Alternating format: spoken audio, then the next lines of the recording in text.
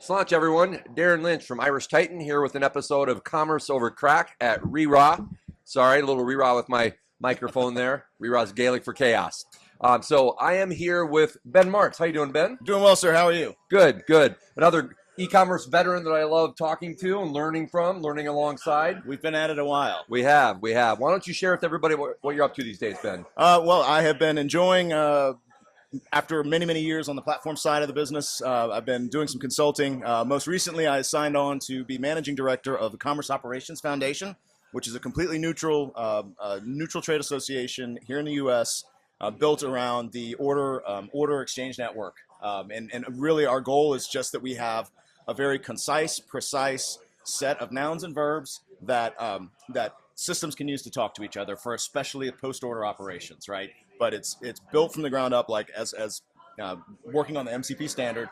So we think in the short term it's going to help integrations just go more smoothly. But then longer term, I think you're actually going to be able to have just agentic composure of these interfaces, right? Because everything's going to be speaking the same language. And when you ask for a product from one system, you get a certain set of data. Yeah, and probably a bit of an underserved market because I think a lot of the attention goes to pre-purchase, purchase, front-end experience. Well, and it's the sticky end of the business, right? I mean, anyone that's been in commerce knows, especially if you have to get into the platform area, you get down, once you get into like the actually capturing the transaction and the order getting placed, that is the heaviest load on a server. There's just tons, every part of the system is involved. And then after that, right, you've kind of got the money, so that was the good thing. But now you have to actually service the stuff, and depending on the size of the merchant, those needs are complex. Should we pick it from this warehouse? Which every decision that needs to be factored into, that's kind of what we're working on. Is like, can we make this an easier thing? Can we help facilitate everything that happens post-purchase? Yeah, there are echoes of a previous Commerce Over Crack conversation yesterday with Larry Toma from Parcel Lab, because they really specialize in post-purchase. Yep. And so he talked about some different topics in the same theme. Yeah. It's great. I mean, because systems are all opinionated, and some of these systems are really old. But what's been really interesting is we have like some of the industry stalwarts in there. Manhattan's in there. Oh yeah. Pipe 17, of course. And I'm actually watching these sort of legacy players. They're actually being really quick to adopt this. I think they're seeing this as a moment where they can just push a little bit of a transformation right through right easy, because it is such a small and simple standard. Yeah, that's great. That's great. So you have an ear to the ground, right? You're knee deep in the industry and the ecosystem too. What's some of the chatter you've been hearing at Shop Talk, leading up to Shop Talk? What are some of the things that people are talking about in the industry? Well, I think, I don't know, it seems to me like we're starting to get past all things are possible AI hype, where we're sort of, I'm actually kind of happy for the wet blanket of like Chat GPT being sort of shoppable and then not, and then maybe it's kind of shoppable again. But I think everyone realized that this thing wasn't just going to come easily, and that we're not all of a sudden all consumers were going to switch to an entirely new channel. Right. And branded sites are dead. Right. And it gives people a second to feel kind of calm and comfortable in the career and businesses that they've built. But I do hear people talking about like really like practical applications of what they're trying to do, and I think making reasonable plans for the future. Right.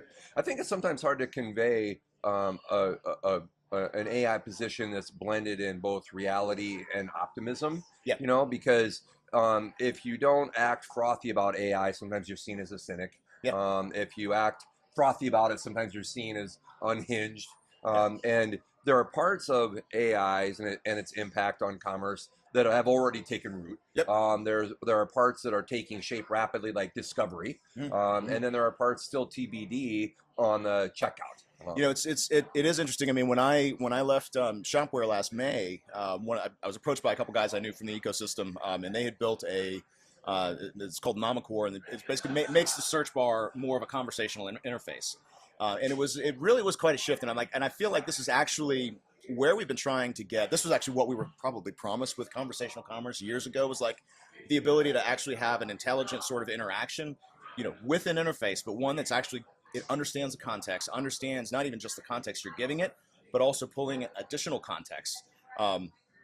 And I saw, okay, this is actually like a practical step forward. Yep. And this is usually how these kind of shifts happen. Is you just at first there's this big like, oh, this is going to change everything, and then I mean, on a long enough timeline, yes, that's true, but in the just in the interim and then certainly in the short term, you need to make these very small, very nuanced adjustments. But like I think as more and more shoppers land on a site, or maybe they're using some kind of LLM interface, I don't know, but they're basically going to get to the point where they're going to start to have the expectation where if I'm interacting with a search box, it's not just pattern matching text, which is what we had for so long. It's actually understanding intent and giving me meaningful results based on that intent. I've been sort of interested by the fact that conversational commerce hasn't emerged as I expected it to as the phrase, because when we first met 15, 20 years ago now, things like multi-channel and personalization were talked about all the time. Multi-channel ultimately became omni-channel. Personalization was talked about year after year after year. It's finally actually doable and still not necessarily achieved very well. Conversational commerce was talked a lot about, and now agentic commerce is talked about instead of it emerging as conversational commerce. I mean, it's interesting that you bring up like some of the personalization vendors. So personalization and search. So see, these were some of the big companies. I remember when I was at Magento, around 2015, we started seeing these companies pop up, and they were basically an intelligent personalization, intelligent search, and they were their install base spanned lots of industries, lots of merchants. So they were actually accreting like a pretty decent amount of data, and these were the original sort of AI and ML practitioners in commerce, right? These are the ones who were showing up back when it was tough, right? Clayvu and others. And so now the moment has arrived where essentially it's not just about the technical advances or technological advances with LLMs and the rapid expansion of context windows and everything else, but we're also, I think, at a point where we actually start to see how the user comes to expect these interactions, right? And users are are now open to the idea of a system being a little bit more, at the risk of anthropomorphizing, e-commerce, but like the system understands who I am and what I want.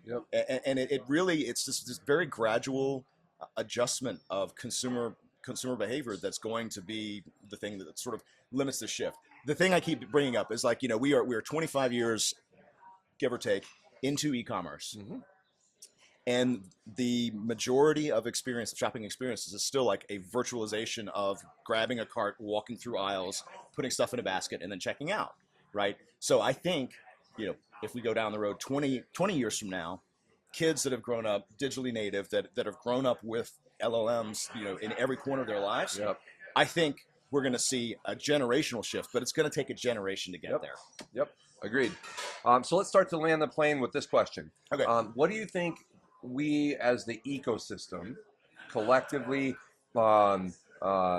tech partners, platforms, marketing stacks, SIs, agencies, etc., what do you think we as the ecosystem need to do to help merchants win in today and tomorrow's e-commerce? The same thing we should always be doing and have been doing, which is take a damn breath.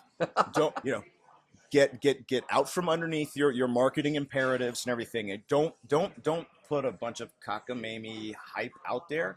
I think introducing pragmatism, clarity, from a practice standpoint, make sure that the data is well organized. Right. Look at the boundaries between the different parts of your stack, right? And that's the whole stack.